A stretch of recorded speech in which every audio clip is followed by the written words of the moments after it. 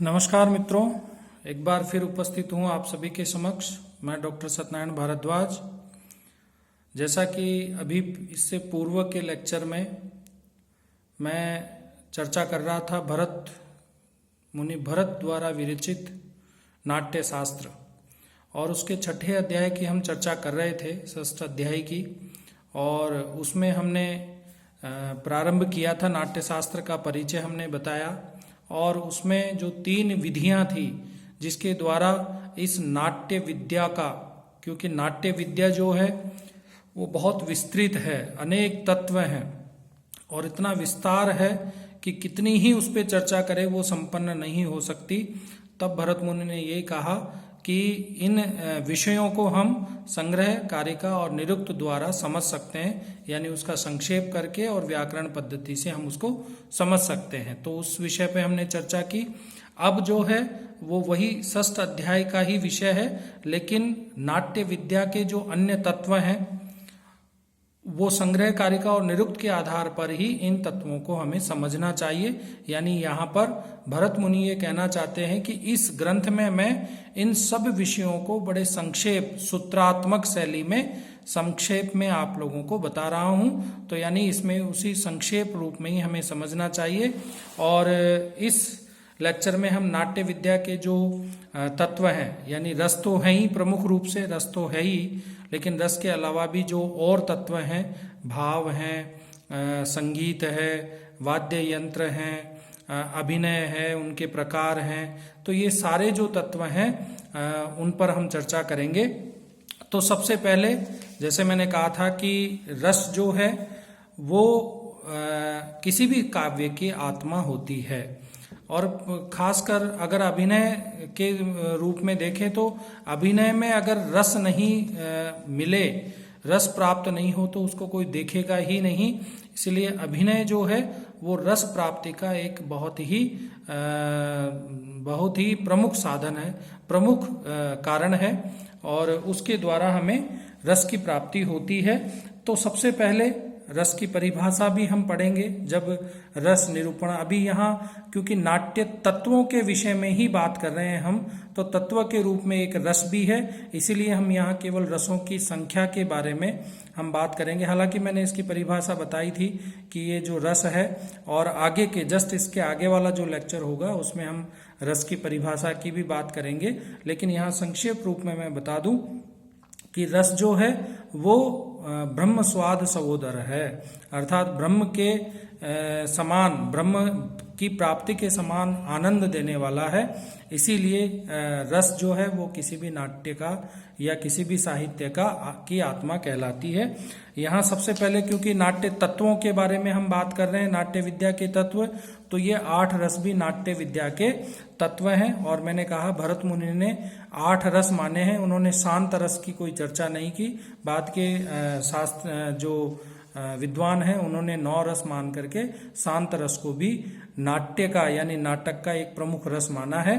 तो रसों की संख्या के विषय में भरत मुनि कहते हैं, श्रृंगार हास्य करुणः रौद्र वीर भयानकः विभत्सादद्भुतो संज्ञौ चेत्यष्टौ नाट्ये रसः स्मृता। यानी ये 8 रस हैं जिनको नाट्य रस, जिनका नाम दिया नाट्य रस, यानी नाटक में इन 8 रसों की अनुभूति हमें होती है, जिसमें सबसे पहले श्रृंगार, हास्य, करुण, रौद्र, वीर, भयानक, विभत्स तथा अद्भुत रस, ये 8 रस हैं। और ये जो 8 रस हैं इनके 8 स्थायी भाव भी हैं। स्थायी भाव के किसे कहते हैं उस पर अभी मैं चर्चा करूंगा, लेकिन पहले हम देखें कि स्थायी भाव जो है वो ऐसे भाव होते हैं जिनके द्वारा जो रस की अनुभूति कराने में, रस प्राप्ति का जो प्रमुख आधार है वही स्थायी भाव कहलाते हैं। यानी 8 रस हैं तो उनके 8 के 8 ही स्थायी भाव हैं। जैसे कहा श्रृंगार रस का रति है, हास्य रस का हास है, करुण रस का शोक, और जो उसके बाद में करुण रस है, उसके बाद में रौद्र रस का है वो क्रोध है, वीर रस का उत्साह है, भयानक रस का जो है वो भय, स्थायी भाव है, और विभत्स रस का जो है वो जुगुप्सा है, और अद्भुत रस का विस्मय। ये 8 स्थायी भाव हैं। यानी अगर हमें श्रृंगार रस की प्राप्ति करनी है तो रति का सहयोग लेना जरूरी है, और अगर हमें हास्य रस की प्राप्ति करनी है तो उसमें हास जो होगा यानी हंसना जरूरी है। हास की यानी मनोरंजन की कोई ऐसा अभिनय होना चाहिए जिससे कि हमें हास्य रस की प्राप्ति होगी। तो ये 8 स्थायी भाव हैं। क्रोध अगर है तो वहाँ क्रोध जो है वो रौद्र रस का प्रतीक है। उत्साह जो है वो भयानक वीर रस का प्रतीक है। तो ये 8 रसों के 8 स्थायी भाव हैं। संचारी भाव भी 33 बताए गए हैं।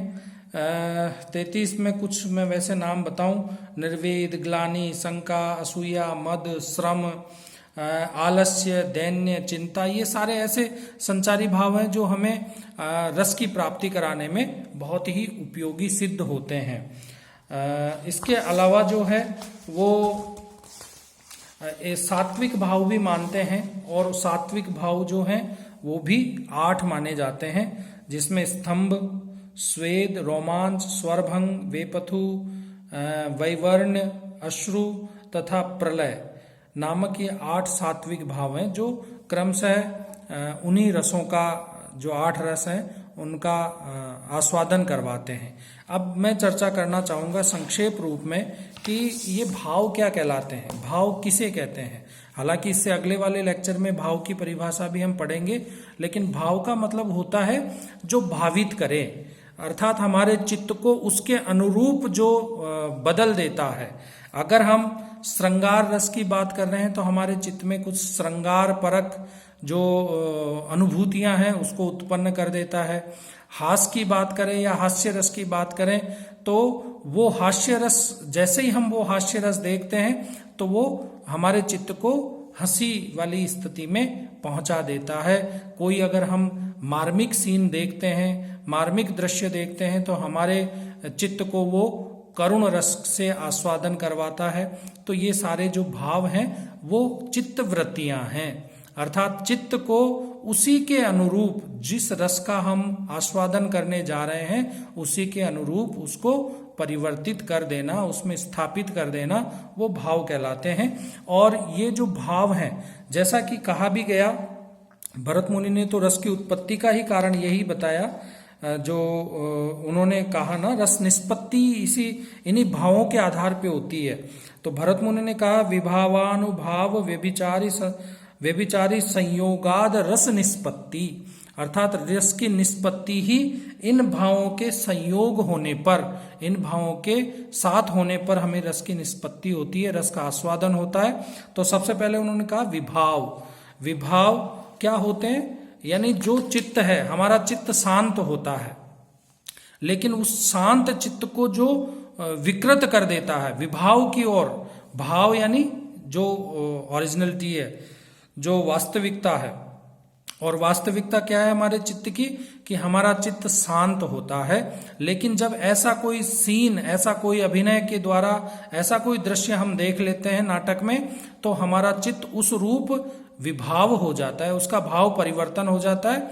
तो जो भाव परिवर्तन का जो कारण होता है वो चित्त वृत्तियों के द्वारा वो जो भाव परिवर्तन होता है उसी को हम विभाव कहते हैं। और उसमें जो कारण होते हैं, यानी अभिनय आदि जो कारण होते हैं, उसके द्वारा हमारा चित्त विभाव को प्राप्त होता है, भाव के विपरीत स्थिति को प्राप्त होता है, तो वो विभाव कहलाता है। ये 2 तरह का होता है, आलंबन और उद्दीपन। आलंबन का मतलब हो गया, जैसे मैं उदाहरण के रूप में कहूं कि अगर हमें श्रृंगार रस का आनंद लेना है तो उसके लिए आलंबन जो होगा वो नायक और नायिका होगी। जब तक नायक और नायिका नहीं होगी तो हमें श्रृंगार रस नाटक में देखने को नहीं मिलेगा। आलंबन का मतलब आधारभूत। और उद्दीपन का मतलब हो गया जो उस श्रृंगार रस को जो बढ़ाने में सहायक होता है। यानी अगर नायक नायिका है और वो किसी उद्यान में बैठे हुए हैं और ठंडी हवाएं चल रही है और बरसात हो रही है, चारों तरफ पुष्प खिले हुए हैं, तो वो जो वातावरण है वो उनकी रति क्रीड़ा को या उनके श्रृंगार रस को और अधिक उद्दीप्त करेगा। तो वो उद्दीपन भाव कहलाता है। इसके बाद दूसरा नंबर जो है वो अनुभाव का है। अनुभाव किसे कहेंगे? इसका मतलब हो गया अभिनय रूप विशेष आंगिक तथा वाचिक चेष्टाएं जो केवल हैं वो अनुभाव कहलाती हैं। अर्थात नाटक में अभिनय के द्वारा जो कुछ चेष्टाएं होती हैं, मान लीजिए करुण रस से संबंधित कुछ चेष्टाएं होती है, आंगिक या वाचिक, किसी को मारना पीटना, तो उससे हमें दुख की अनुभूति होती है। या श्रृंगार रस की बात करें तो कुछ इस तरह की चेष्टाएं होती है जिससे कि हमें श्रृंगार रस की अनुभूति होती है। तो ये सारी जो चेष्टाएं जो है वो अनुभाव कहलाती हैं। और तीसरा जो है वो संचारी भाव, जैसा कि पता इससे शब्द से भी हमें पता चलता है, जो संचरण करता रहता है, गति करता रहता है। अर्थात समुद्र की लहरें जिस तरह से उठती हैं और वापस वो समाप्त हो जाती हैं, उसी तरह से ये भाव भी कुछ समय के लिए उद्भूत होते हैं और वापस शांत हो जाते हैं। इसका एक सीधा सा उदाहरण बताऊं कि मान लीजिए आज के कुछ समय पहले हमने हास्य रस का आनंद लिया किसी बात को लेकर के, और वो हास्य रस जो है वो स्थायी भाव के रूप में हमारे मस्तिष्क में विद्यमान रहता है, लेकिन कुछ समय पश्चात वो स्थायी भाव जो है वो शांत हो जाता है, दब जाता है। लेकिन जब कभी फिर कोई ऐसी बात हमारे सामने आती है तो वो पुरानी बात हमें याद आती है और हम काफी समय तक हंसते हैं, काफी समय तक रोमांचित होते हैं। तो वो संचारी भाव ये कार्य करता है कि स्थिति विशेष जब प्राप्त होती है तो वो उन पुरानी स्मृतियों को वापस से हमारे चित्त वृत्तियों में लाता है, और उसी आनंद का अनुभव जो हमें पहले मिला था उस बात से, वही आनंद का अनुभव हमें उस क्षण भी मिलता है जब वो बात हमें स्मृति में आती है। तो संचारी भाव का यही काम होता है कि वो स्थायी भावों में, स्थायी भाव रूप समुद्र में वो व्याप्त होता है और लहरों की तरह वो आता और जाता रहता है। तो ये संचारी भाव होते हैं, इन के द्वारा ही रस की प्राप्ति होती है। और स्थायी भाव जो हमेशा उसमें स्थायी रूप से विद्यमान रहता है, जो हमारे मस्तिष्क में हमेशा स्थायी रूप से विद्यमान रहता है। जैसे ही हास्य की बात होगी हमें हंसी आ जाएगी, हमारा मनोरंजन होगा, आनंद की अनुभूति होगी। तो ये सारे भाव जो हैं वो भावों के द्वारा ही रस की निष्पत्ति होती है। उसके बाद में हम धर्मी एवं वृत्तियों की बात करते हैं। तो क्योंकि ये सारे नाटक के तत्व हैं, तो लोक धर्मी, नाट्य धर्मी, धर्मीति द्विविध स्मृतः। मुनि भरत ने कहा कि धर्मी दो तरह के होते हैं, एक लोक धर्मी, एक नाट्य धर्मी। लोक धर्मी का मतलब हो गया कि जो वास्तविक जो कैरेक्टर हैं, वास्तविक जो लोग हैं, ऐतिहासिक व्यक्ति हैं। और नाट्य धर्मी का मतलब हो गया जो उनका रोल प्ले करते हैं, वो नाट्य धर्मी हो गए, क्योंकि वो किसी न किसी कैरेक्टर को वहां कर रहे हैं, तो वो उसी रूप, उसी अनुरूप जैसा उनका स्वभाव था, जो जिसका रोल वहां किया जा रहा है उसी के अनुरूप वो अपने आप को ढाल लेते हैं। तो ये दो तरह के धर्मी कहलाते हैं, एक लोक धर्मी, एक नाट्य धर्मी। और 4 वृत्तियां मानी गई है, जैसा मैंने पहले भी बताया था, भारती, सात्वती चैव कैसिक्या आरभटी तथा चतस्रो वृत्तयो हेता यासु नाट्यम प्रतिष्ठितम। 10 रूपक में मैंने इन 4 वृत्तियों के विषय में बताया था। कैश की वृत्ति जो होती है वो श्रृंगार विषयक, जहाँ उसका नाटक में प्रयोग किया जाता है, श्रृंगार विषयक वर्णन होता है या उस में प्रदर्शन होता है, तो वहाँ केश की वृत्ति के द्वारा उसका प्रदर्शन किया जाता है। यानी वहाँ महिला पात्रों की अधिकता होगी और श्रृंगार विषयक वहाँ चर्चा रहती है। इसके अलावा सात्वती वृत्ति जो है वो मुख्य रूप से इसमें साहसिक बातों का, साहसिक वर्णन इसमें किया जाता है। और आरभटी वृत्ति है, उसमें दया भाव और इन सब चीजों का वर्णन होता है। भारतीय वृत्ति में संस्कृत में मुख्य रूप से भाषण, जो अच्छे वचन बोले जाते हैं नाटक में, वो होता है। तो ये 4 वृत्तियां हैं, भारती, सात्वती, केशिकी और आरभटी। ये इनको भी नाट्य प्रयोग पर इनका प्रयोग निर्भर करता है, जैसा नाटक होगा वैसे ही इन वृत्तियों का प्रयोग किया जाता है। रस के और इसके अलावा प्रवृत्तियां, सिद्धियां एवं स्वर की बात भी कही गई, क्योंकि ये भी नाट्य विद्या के प्रमुख अंग हैं। प्रवृत्तियां में कहते हैं आवंती, दाक्षिणात्य च तथा चैवोद मागधी, पांचाली, मध्यमा चेति विज्ञेयास्तु प्रवृत्तयः। यानी ये प्रवृत्तियां हैं। प्रवृत्तियों का मतलब हम शैली से भी कह सकते हैं। दाक्षिणात्य शैली, दक्षिण भारत की जो शैली है प्रमुख रूप से वो है। मागधी यानी मगध प्रदेश पूर्वी जो शैली है वो है। इसके अलावा पांचाली है तथा मध्यमा है। तो ये सब शैलियों के विषय में कही जा रहा है कि जैसी कथा वस्तु होती है, जिस क्षेत्र की कथा वस्तु होती है, उस शैली में ही उस नाटक का मंचन किया जाना चाहिए। सिद्धियां जो है दैविकी मानुषी चैव, यानी दो प्रकार की सिद्धि के बारे में बताया गया। देविकी मानुषी चैव सिद्धि स्याद् द्विविधेव चैव तु, अर्थात दो तरह की सिद्धियां होती है, देविक और मानुषी। यानी जिसमें देवताओं की उपस्थिति हो वह देविक है, जहाँ केवल मनुष्यों का ही कथाव्रत हो वहाँ मानुषी है। इसके अलावा स्वर, जो संगीत में 7 स्वरों की बात कही गई है, वो भी नाटक में बहुत अधिक जरूरी होता है। संगीत के बिना नाटक पूर्ण नहीं होता है। तो कह रहे हैं सारिकाश्चैव सारीराश्चैव वैणाश्च सप्त षडजादय स्वरः, और 7 षडजादि 7 स्वरों के बारे में। षडज आदि जो है वो 7 शारीर तथा वैष्णव भेद से 2 प्रकार के होते हैं, जिसको हम कोमल और तीक्ष्ण स्वर के रूप में भी हम जानते हैं। 2 तरह के इसके वर्ग होते हैं स्वरों में, और 7 स्वर माने गए हैं, जिसमें निषाद, ऋषभ, गांधार, मध्यम, पंचम, धैवत और षडज, ये 7 प्रकार के स्वर हैं जिनके द्वारा संगीत की रचना होती है, जो नाट्य का बहुत ही प्रमुख तत्व माना जाता है। इसके अलावा आद्योक्त प्रकार, आद्योक्त का मतलब वाद्य यंत्र, आतोद्य का मतलब वाद्य यंत्र, जो संगीत के लिए बहुत जरूरी है। और ये सारे मिलकर के, गाना और बजाना, ये दोनों मिलकर के नाट्य को बहुत ही सफल रूप में और दर्शकों तक उसके भाव को पहुंचाने में जरूरी होता है। तो ततम चैवावनद्य च घनम सुशीरमेव च चतुर्विध च विज्ञेयमातोद्य लक्षणान्वितम, अर्थात ये जो आतोद्य है यानी वाद्य यंत्र है वो 4 प्रकार के होते हैं। तत्, अवनद्ध, घन तथा सुशिर, ये 4 प्रकार के ही वाद्य यंत्र हैं। अब तत् का मतलब क्या होता है वो भी भरत मुनि ने कहा। तो मुख्य रूप से उन्होंने ये कहा ततम तंत्रीगतम, अर्थात तत् जो वाद्य यंत्र होता है यानी जिसमें तार होते हैं वो तत् कहलाता है।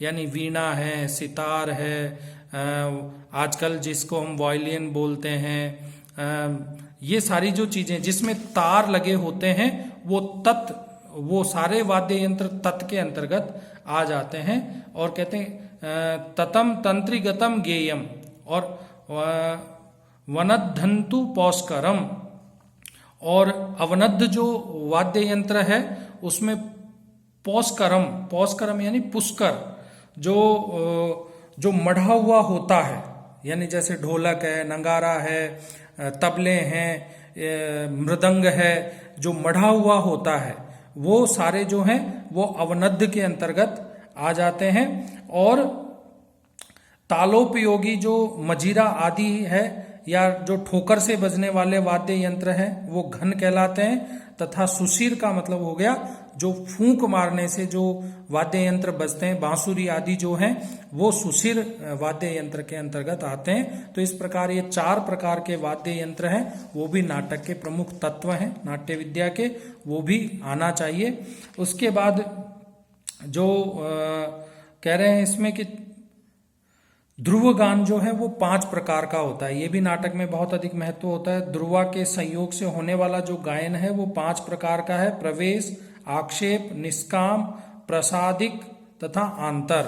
ये दरअसल नाटक में यथा स्थान, जहां जहां स्थान होता है, कोई प्रवेश कर रहा है, नायक प्रवेश कर रहा है, मध्य में भी नाटक के मध्य में भी संगीत होता है, अंत में भी होता है, या नायक का विवाह आदि कोई होता है, वो प्रवेश करता है रंगमंच पे तो संगीत वहां बजाया जाता है। तो इस तरह से ये ध्रुव गान जो है वो 5 प्रकार के होते हैं।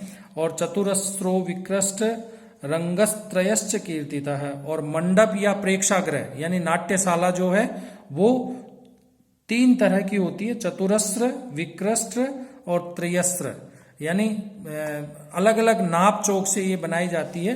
तो उसके आधार पर इनके ये तीन भेद किए गए हैं। और लास्ट में उपसंहार के रूप में यही कह सकते हैं कि ये जो नाट्य विद्या के जो तत्व हैं वो बहुत ही मुख्य हैं। बिना इन तत्वों के नाट्य का प्रयोग या नाटक रंगमंच पर नहीं किया जा सकता। तो इन तत्वों के द्वारा ही एक सफल नाटक का रंगमंच पर प्रदर्शन किया जा सकता है।